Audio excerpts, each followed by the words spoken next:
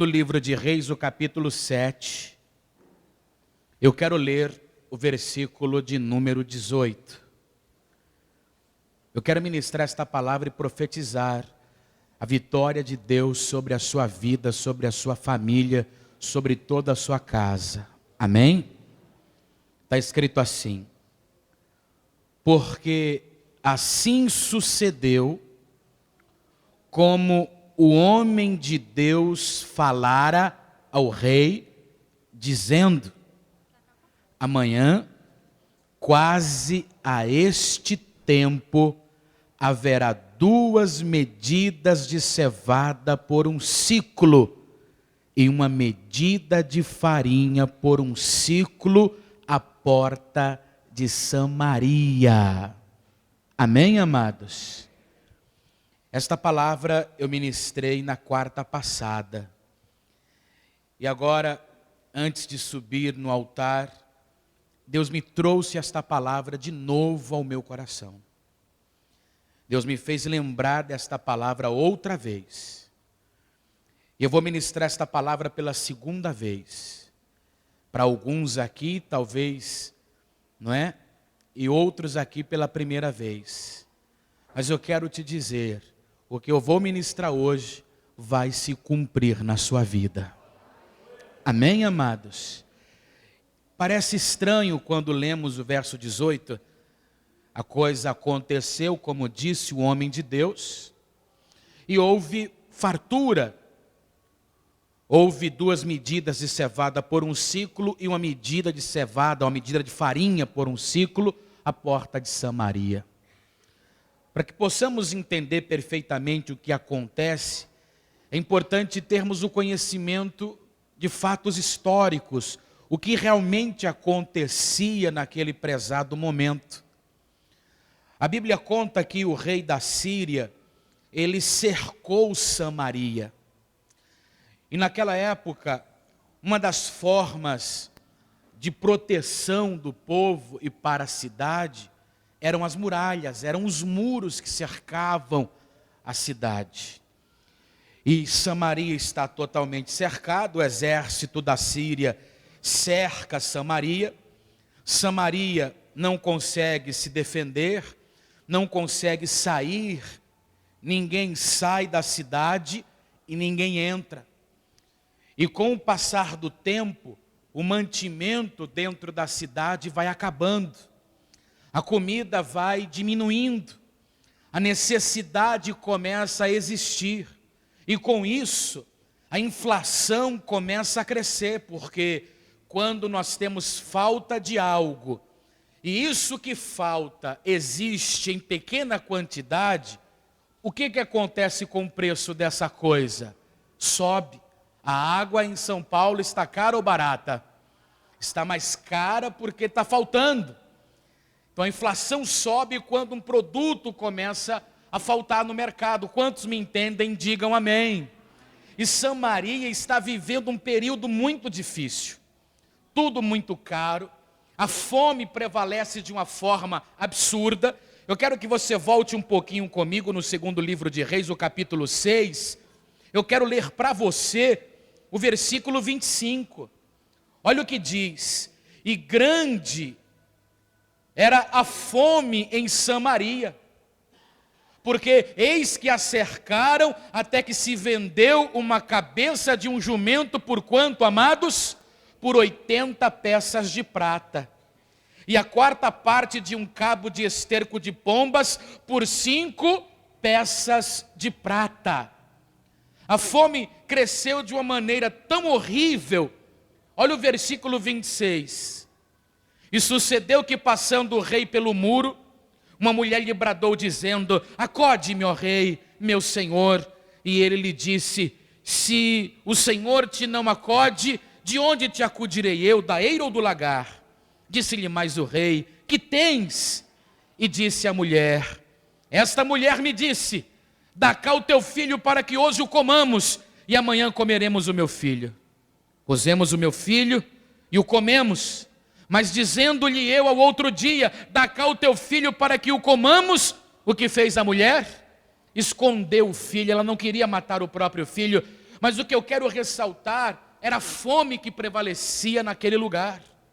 Era a crise econômica e financeira que se estabelecia sobre aquele lugar. Fome da mãe negociar o próprio filho, vender, cozinhar o próprio filho para ter comida. A cabeça de um jumento, 80 peças de prata. Um pouco de esterco de pomba por 5 peças de prata. Que absurdo!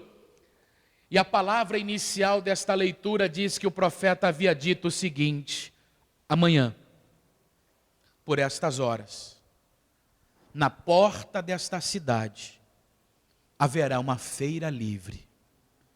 E alguém gritando: 1 quilo de farinha, R$1. 2 quilos de cevada por R$1. Deus revertendo uma situação crônica num prazo de 24 horas. E eu quero profetizar, em nome de Jesus, que Deus tem poder para fazer o seu dia de amanhã extremamente melhor que o dia de hoje. Quem crê nisso, diga glória a Deus.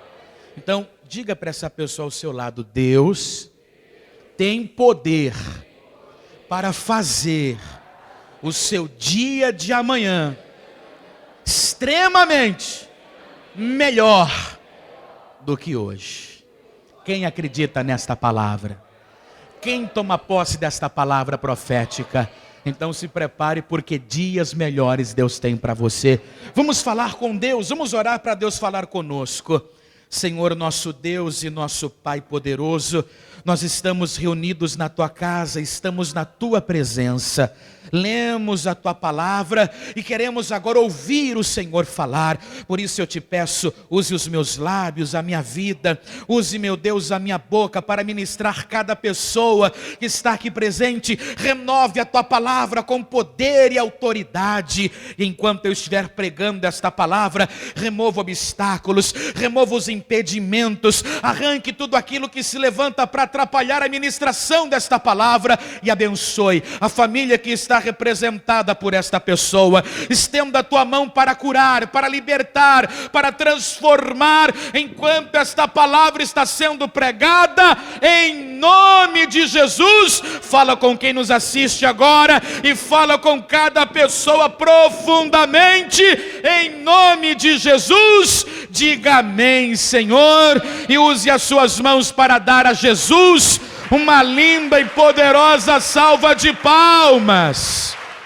Oh, glória! Por favor, eu quero que você sente um instante, por favor. Dentro de toda essa história, dentro dessa história contada pela Sagrada Escritura, nós vamos detectar alguns erros, nós vamos perceber algumas falhas, e nós vamos aprender com elas. E não podemos, ao detectar estas falhas, cometer os mesmos erros. Precisamos usar os erros cometidos por algumas pessoas desse trecho, dessa história, para que façamos literalmente o oposto, para que sejamos diferentes. E é justamente desta maneira que conseguimos superar as crises, vencer os infortúnios, vencer as adversidades que vivenciamos na vida, na família, enfim, em todas as áreas da sua vida. Quando essa crise prevalece, quando essa crise aumenta e se estende sobre Samaria, uma única pessoa seria penalizada por isso. E podemos dizer que ela é a pessoa responsável pelo bem-estar de todos os habitantes de Samaria. E esta pessoa é o rei da cidade, o rei que governa o povo. Ele, o responsável por lutar pelo seu povo, defender o seu povo, comprar as guerras do seu povo. Quando o povo triste com Samuel pede para Deus e para Samuel um rei, na época em que Saul foi ungido, a Bíblia diz que o povo disse assim: nós queremos um rei que lute as nossas guerras, que saia em nossa defesa, que se adiante para nos defender dos nossos inimigos. Nós queremos um homem que esteja na frente, comandando a nossa vida e nos livrando. Quando olhamos para o rei Davi, o que enxergamos em Davi? Um defensor. Um homem que comprava a briga do seu povo, que defendia com unhas e dentes Israel, a ponto de colocar a própria vida em risco para defender a sua nação. E diga de passagem que a vida de Davi foi viver em guerra o tempo todo. É verdade ou não é? Defendendo Israel, livrando Israel dos inimigos, até trazer um período pacífico, um período de paz.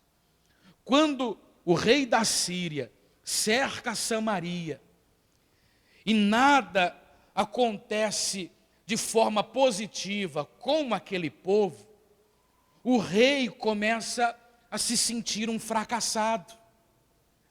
O rei começa a perceber que ele está fracassando e em uma questão de tempo ele terá que abrir as portas de Samaria, porque ou ele abre as portas e se entrega, ou todos morrerão de fome. E ele ainda não colocou um exército para defender seu povo, ele ainda não entrou em guerra contra o rei da Síria, ele não tem capacidade para vencer o inimigo. E para tentar justificar o seu fracasso pessoal, para tentar se esconder daquilo que ele deveria fazer e não fez, ele vai cometer um erro. Quando a mulher o procura dizendo: rei, me acode, faz alguma coisa por mim, porque essa mulher aqui disse para matar o meu filho para que o comamos, e a gente comeu, e agora na hora de matar o filho dela, ela não quer fazer tal coisa. Quando o rei ouviu isso, ele ficou indignado, se sentiu com suas mãos atadas, e ele vai tomar uma atitude muito errada, que serve de exemplo para mim e serve de exemplo para você.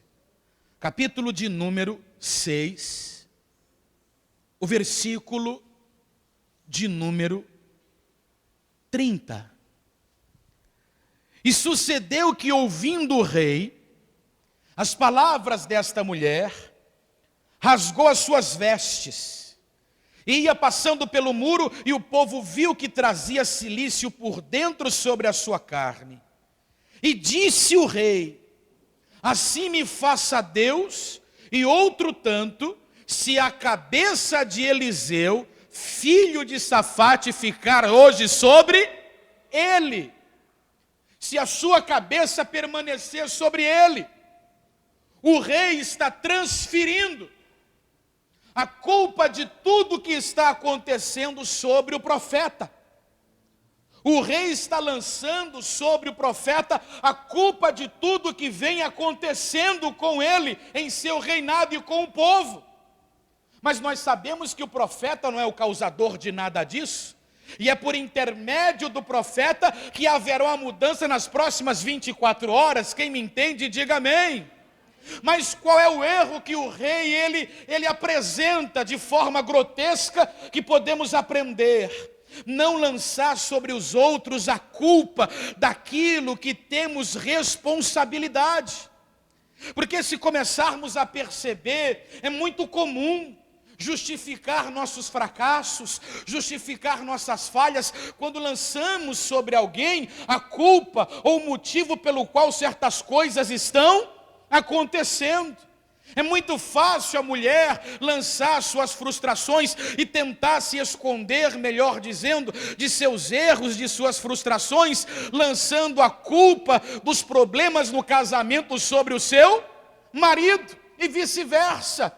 Eu quero que você comece a entender e perceber que existem responsabilidades que há sobre a minha vida, que há sobre a sua vida, que são intransferíveis, que não podem ser dadas a outras pessoas, e precisamos assumir os nossos erros quando erramos, precisamos assumir as nossas falhas quando falhamos, e aos pés do Senhor Jesus precisamos nos colocar, pedir a sua ajuda, sem que tenhamos que colocar a culpa sobre alguém, para que Ele se levante e nos dê uma grande vitória. Quem está compreendendo isso, diga glória a Deus.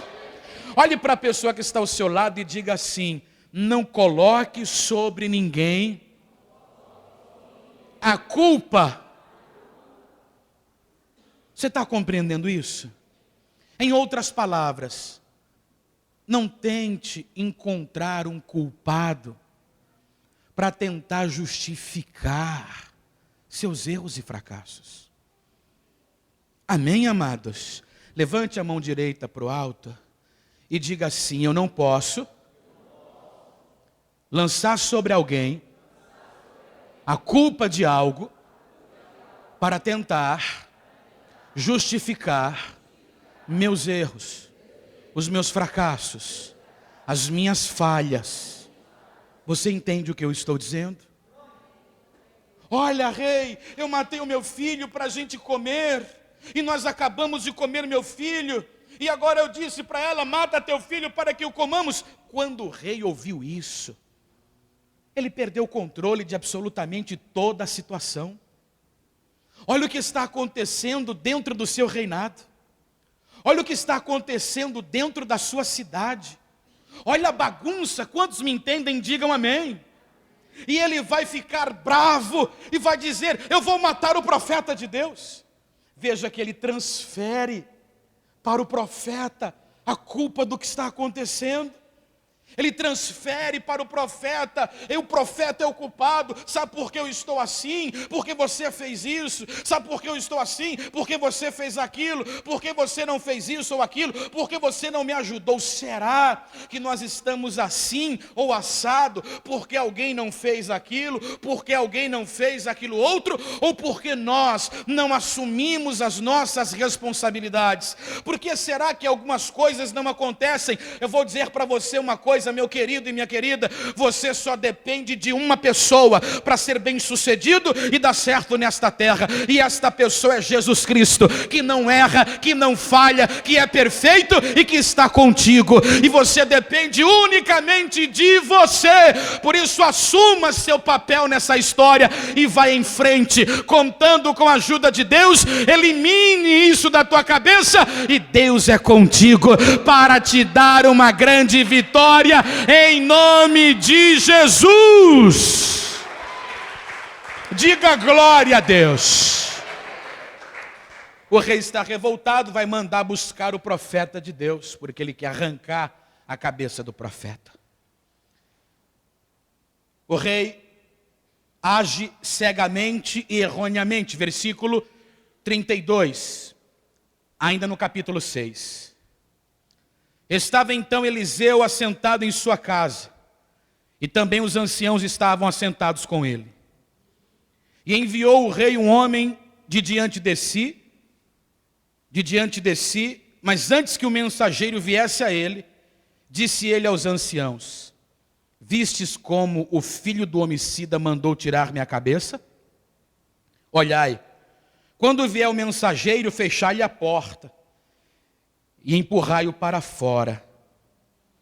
Porventura não vem o ruído dos seus pés, ou o ruído dos pés de seu senhor após ele? E estando o profeta Eliseu ainda falando com eles, eis que o mensageiro descia a ele, e disse o rei: eis que este mal vem de quem? Vem de quem? vem do Senhor.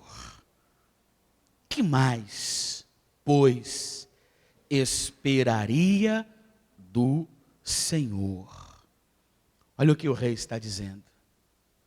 Tudo o que está acontecendo comigo agora, é Deus que está fazendo. Tudo o que eu estou vivendo agora, é Deus que está promovendo. O que é que eu posso esperar de Deus? Em outras palavras, é como se ele dissesse assim: não adianta eu esperar no Senhor, porque coisa nenhuma que possa me favorecer vem de Deus. Olha a minha vida como está. Olha o que eu estou vivendo. Ele está atribuindo a Deus, ele está lançando sobre o Senhor a culpa, a razão pela qual ele sofre. Ele está lançando sobre o Senhor, atribuindo o mal vivido a Deus. Este mal, ele vem de Deus. O que posso esperar do Senhor? Sabe quando nós agimos assim, muito parecido? Quando você abre a boca e diz: está vendo? Eu comecei a ir para a igreja e olha o que está acontecendo comigo. Como se o fato de estar na igreja trouxesse problemas para você. Como se o fato de servir a Deus trouxesse para você problemas. Meu querido e minha querida, existem coisas que acontecem comigo e acontecem com você, que são fruto de nossas escolhas, são frutos de nossa semeadura. Nós não podemos atribuir a Deus, porque o plano que Deus tem com você é um plano de vitória. O projeto que Deus tem com você é um projeto vencedor. Quem crê nisso, diga amém. Diga: o plano que Deus tem comigo é um plano de vitória. Diga forte: o plano que Deus tem comigo é um plano de vitória. Os projetos de Deus para a minha vida são projetos de vitória. Está vendo? Eu comecei a fazer uma campanha de oração, eu comecei a buscar a Deus, e olha o que está acontecendo. O inimigo se levantou contra mim, olha só o meu marido, a situação piorou, olha a minha vida como está, porque nós associamos que ao buscarmos a Deus, tudo logo tem que melhorar, tudo logo tem que se resolver, e não é bem assim. E quando alguma coisa ruim nos acontece, quando os inimigos se levantam contra a nossa vida, eu quero que você saiba, Deus não está provocando mal contra você, Deus não tem prazer em te ver no sofrimento. E se você ficar firme e no meio dessa provação olhar para o Senhor e dizer: o inimigo se levanta, meu Deus, contra mim, depois que passei a ser fiel, mas eu vou continuar na tua presença, Deus vai te dar uma grande vitória. Os inimigos irão cair por terra e a bênção de Deus, ela vai te alcançar. Pode aplaudir o Senhor Jesus e tome posse desta palavra. Não lance a culpa de nada sobre o Senhor. Deus é bom, Deus é perfeito, e tem uma obra muito grande na tua casa, uma obra gigantesca na tua família. Culpar alguém para tentar justificar seus erros e fracassos é uma falha que estamos aprendendo a não cometer na nossa caminhada. Atribuir a Deus a culpa do mal que nos sobrevém é um erro que também não podemos cometer, porque o plano de Deus comigo, o plano de Deus com você é um plano de vitória. Amém, amados? Vamos continuar lendo aqui um outro erro. Capítulo 7.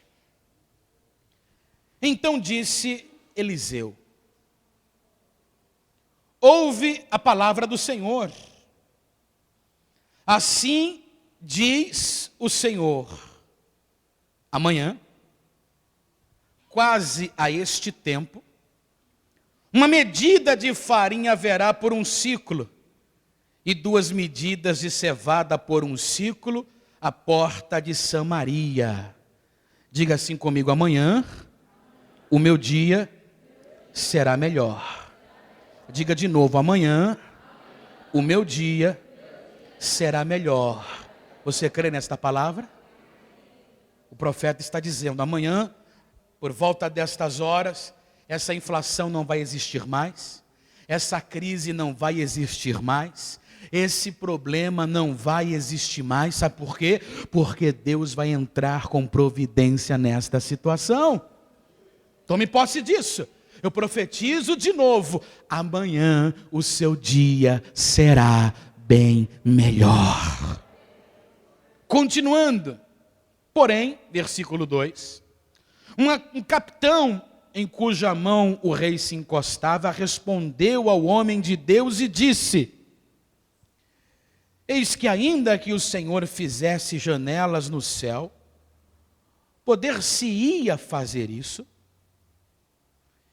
E ele disse: eis que o verás com os teus olhos, porém daí não comerás. Qual é o terceiro erro? Não acreditar naquilo que Deus diz e tem poder para fazer. Como? Como isso pode se resolver do dia para o outro? O exército está aí acampado há dias. A fome aumenta a cada dia. E como amanhã haverá uma feira livre na porta da cidade? Espera aí. Mas nem se existissem janelas nos céus, isso poderia acontecer. Mas nem se existisse uma porta gigante no céu, isso poderia acontecer. Esse homem, ele tentou visualizar o que Deus ia fazer de uma forma racional e normal, da forma natural. Só que Deus, ele excede o natural. Deus, ele excede aquilo que é comum. O Deus que você serve, ele age de forma sobrenatural. Ele chama à existência coisas que não existem e que não são perceptíveis aos nossos olhos humanos.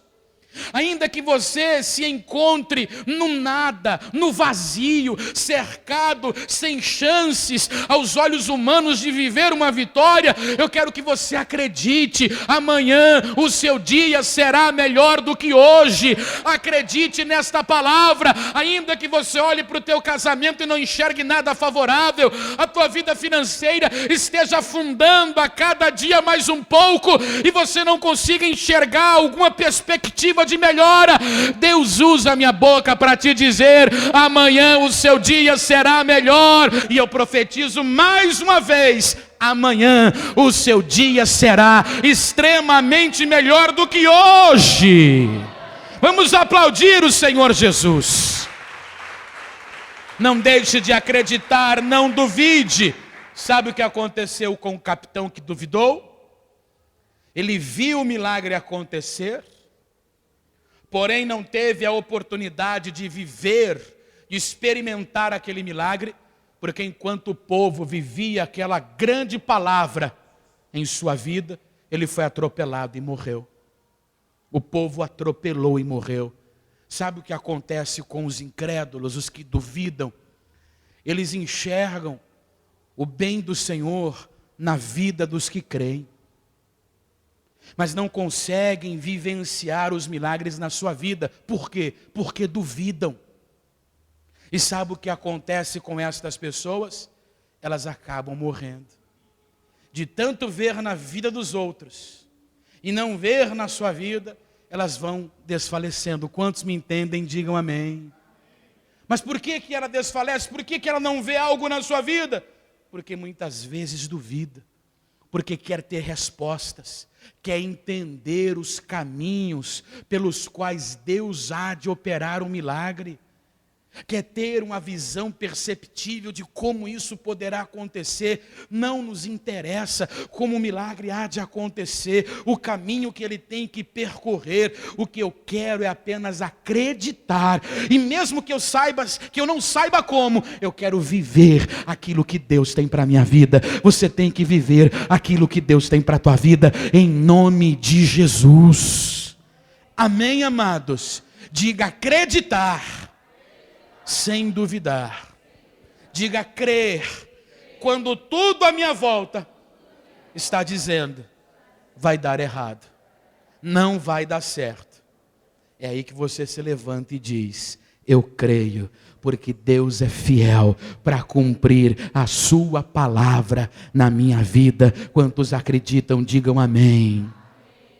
Eu quero que você feche os seus olhos um instante agora. Eu quero que você mentalize agora a causa impossível que você está vivendo. Eu quero que com os olhos fechados você veja agora esse problema difícil que você está vivendo. Já visualizou? Já percebeu o problema? Já viu esse problema impossível? Agora diga para você mesmo e para Deus, diga eu creio. Diga de novo, eu creio.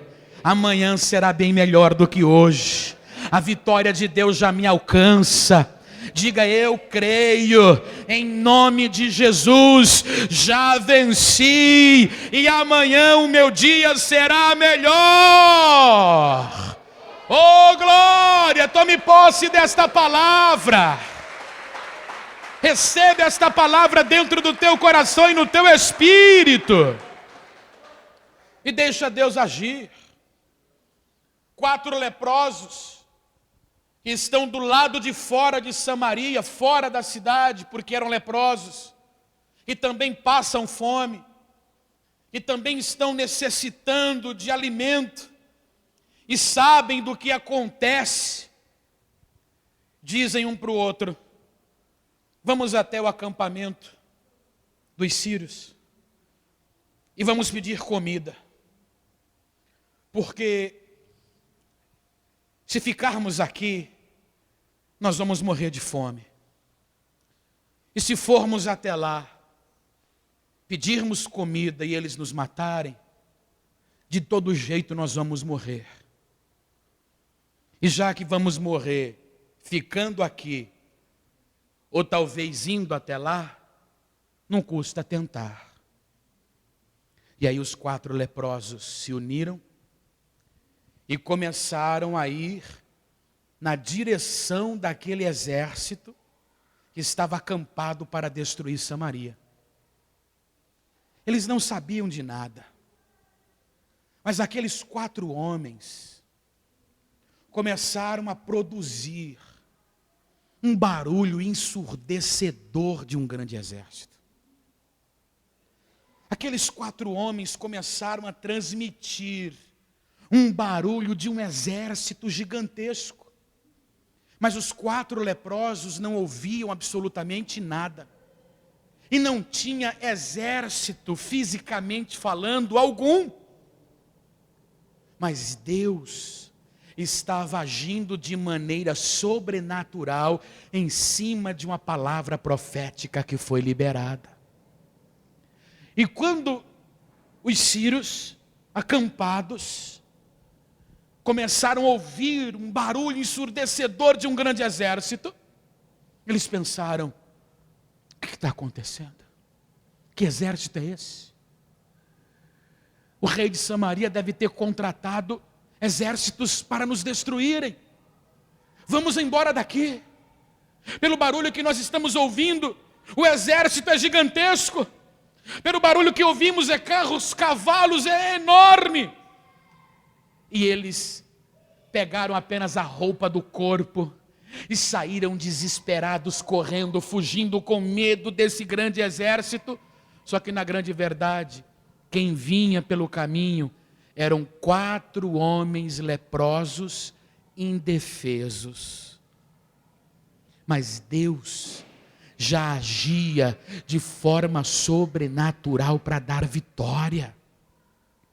E quando os 4 leprosos chegaram no arraial do inimigo, não encontraram ninguém, um único soldado. Mas encontraram ouro, encontraram prata, encontraram comida com abastança, ovelhas, os animais. Não deu tempo. O exército inimigo, ao ouvir aquele forte barulho, teve que correr apressadamente, não deu tempo de apanhar nada, saíram fugindo, correndo, e os leprosos chegaram, comeram, beberam, se fartaram de tudo que puderam comer e pegar, e disseram: nós não podemos ficar aqui, hoje é dia de boas novas, vamos até Samaria, e vamos dizer ao rei que não tem exércitos, não tem inimigos, e que as portas estão abertas. E a notícia chega ao rei, o rei preocupado, achando que é uma emboscada, vai mandar homens espiar. Homens espiam e dizem: é verdade, o exército fugiu, foi embora. E o povo entrou dentro daquele arraial, saqueou ouro, saqueou prata, saqueou tudo que podiam saquear. E no dia seguinte, por volta daquela hora, conforme a palavra do profeta, havia uma feira livre na porta de Samaria. Meu querido, minha querida, não se preocupe de onde você menos espera, de onde você menos imagina, de onde você não espera absolutamente nada.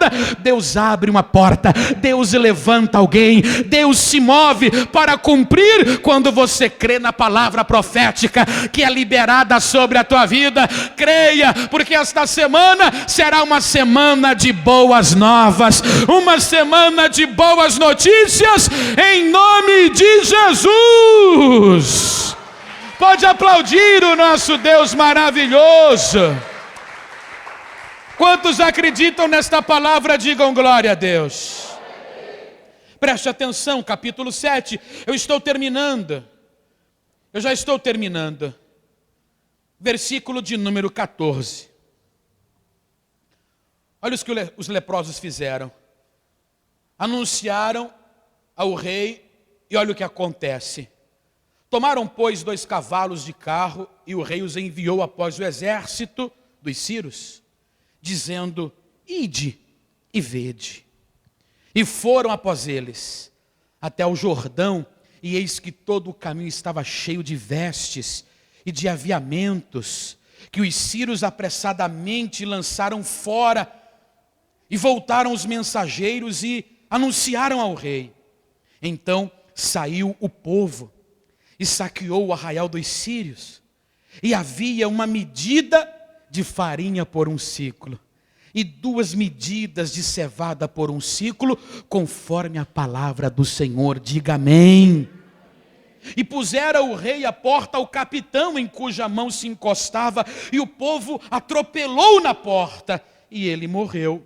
Como falara o homem de Deus, o que falou quando o rei dissera a ele, porque assim sucedeu como o homem de Deus falara ao rei, dizendo: amanhã, quase a este tempo, haverá 2 medidas de cevada por 1 siclo, e 1 medida de farinha por 1 siclo, à porta de Samaria. E aquele capitão respondera ao homem de Deus e disse: eis que ainda que o Senhor fizesse janelas no céu, poder-se-ia isso fazer conforme esta palavra? E o homem de Deus dissera: eis que o verás com os teus olhos, porém daí não comerás. E assim lhe sucedeu, porque o povo o atropelou à porta e ele morreu. Isso não há de acontecer com você. Você não vai definhar nem tampouco morrer na fé, porque esta palavra já aumentou a fé dentro do teu coração.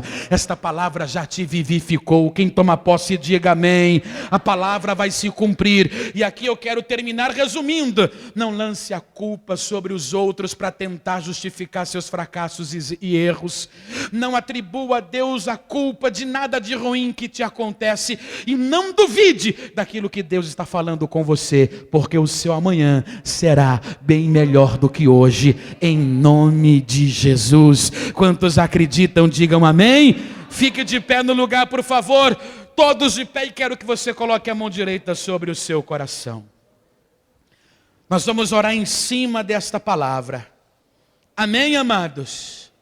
Com a mão direita sobre o seu coração, ore assim comigo e diga: Senhor meu Deus e Senhor meu Pai, eu ouvi a Tua palavra, e desta palavra eu tomo posse. não vou lançar sobre ninguém a culpa para tentar justificar meus erros, os meus fracassos, as minhas falhas. Eu entendi que é necessário assumir os meus erros e recorrer ao Senhor, para que receba de Ti a ajuda necessária para reverter qualquer situação contrária. Pai querido, jamais hei de atribuir ao Senhor o mal que possa me acontecer, o problema que possa me alcançar, pois o Senhor é bom e tem um plano de vitória comigo, um projeto vitorioso com toda a minha família. Ainda que tudo à minha volta esteja confuso e impossível, e tudo me diga não, não vou deixar de acreditar, não vou deixar de crer, pois a vitória do Senhor me alcançará. Em nome de Jesus, a tua vitória sobre a minha vida se manifestará em nome de Jesus. E eu creio, o meu amanhã será bem melhor do que hoje, em nome de Jesus. Use as mãos e vamos aplaudir o Todo-Poderoso Deus.